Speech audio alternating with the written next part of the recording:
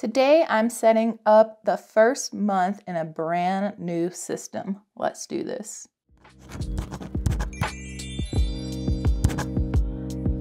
Hey, Julia here. Welcome to 2024.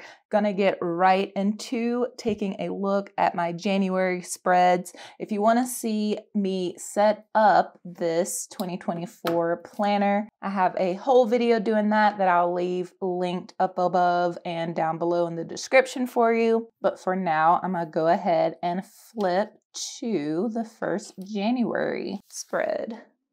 So this is the cover and quote page for January. I look at this spread the same way I did in my bullet journal, where this is sort of that divider page and a breather to introduce you into the new month. And I decided to keep this relatively similar to my bullet journal setups, especially with the first month, because I'm still getting comfortable with this new format and this new planner, so I didn't want to stray too far right off the bat. So the theme for this month is Snowdrop flowers. Not only are they just beautiful flowers, but most species flower in the winter.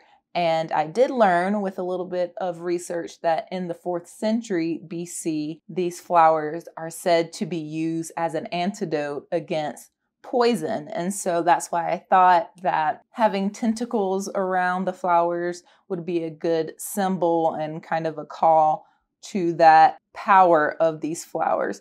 And any excuse for me to use tentacles in anything, I am down for. It's kind of a tradition at this point to include tentacles somewhere in my planners and journals. So I thought that was a perfect little feature there.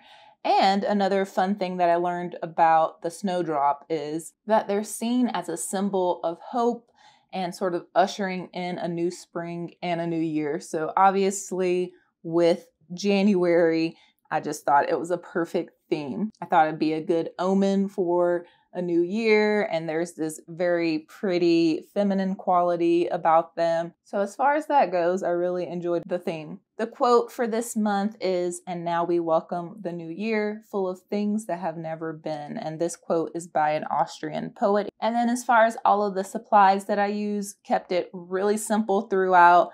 I only used a Tombow Furunosuke, mild liners, and watercolor paints, along with the washi tapes, but I will have all of those linked for you down below if you're curious and want to look at anything.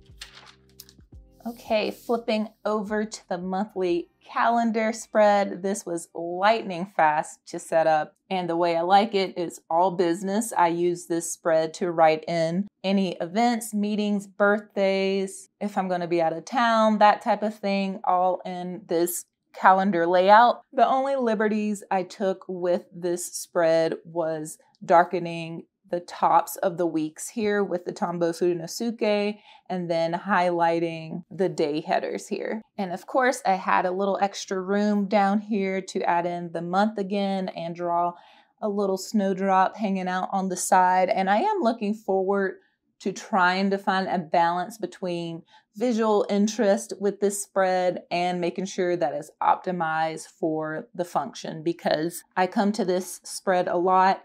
Cam comes to this spread whenever he wants to see if we have a meeting or something going on. If he's on the phone with someone and wants to schedule something, he usually flips to the monthly calendar to check out what we have going on. So I do want to keep this free of clutter.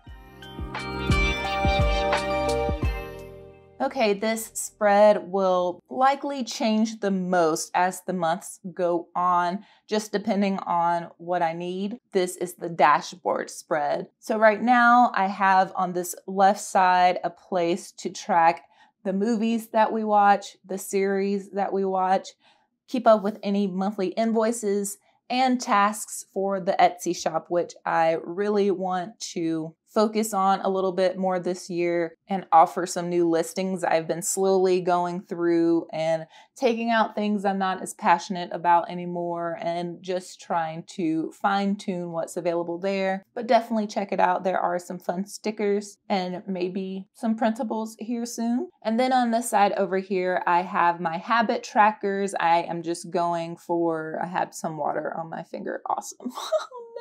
That's fine. So I have my habit trackers over here. I have 3 of them, and I just wanted to keep it simple as far as the number of habits that I'm tracking this month because I haven't tracked habits in a couple of months. So I just wanted to ease back into it. I don't even know what those habits are going to be quite yet, but I do want them related to my yearly focus areas. I have it on my list to actually define those focus areas and not only have the categories that are typically work, personal development, health, and art related, but I don't know if I'm going to keep those this year or not, but I do want to nail down not only the categories, but the things within those categories that I want to focus on this year. And I want the habits to match up with those focus areas. So this focus check-in area is just a place where I can write in any developments, whether positive or negative, that relate to those focus areas. So yeah, as you can see, this spread is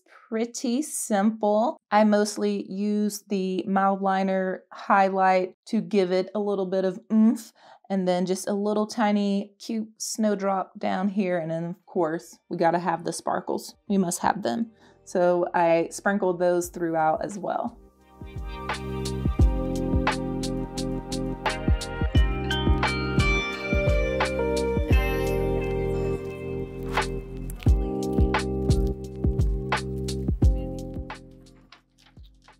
Okay, flipping over to the first weekly spread. I'm just going to go through the sections here because the weekly spread and the way that it's set up was probably the biggest selling point for me with this planner, along with the order that is in. So over here, I have a section for events and meetings, and I even have a little section there for a header. So I think that's going to be fun to play with and doodle in throughout the year.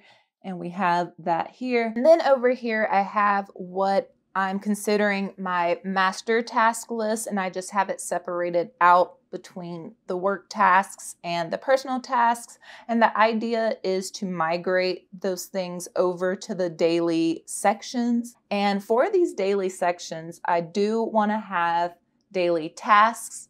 Yes, maybe some meeting notes, but I also want to keep an eye on how much space I'm using because there are several pages between the weeklies before we hop into a new weekly.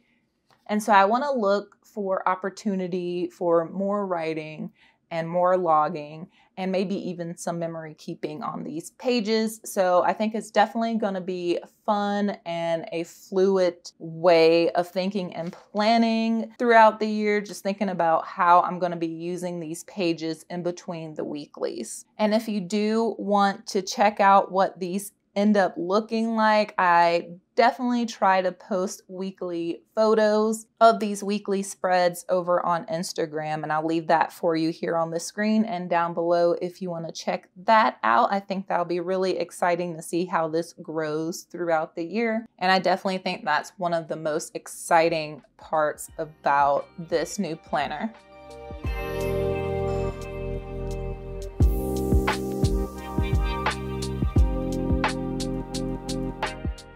Okay, let's do a flip through of all of the January spreads that I have ready to go in my planner/bullet journal. I do feel a little lukewarm about how this turned out visually, but I am excited to use it.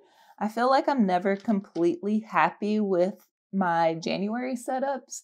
I feel like I have to get used to the new digs and the new formats or the new notebook, whatever it is.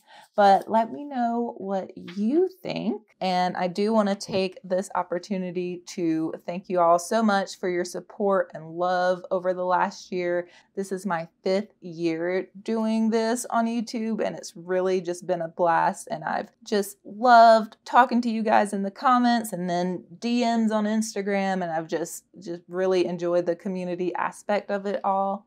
But if you want to keep hanging out, I am going to leave a video for you. And this is one where you can check out all of the journals that I'm using this year. And I'll just, leave that for you right here. And I'll catch you all in the next one.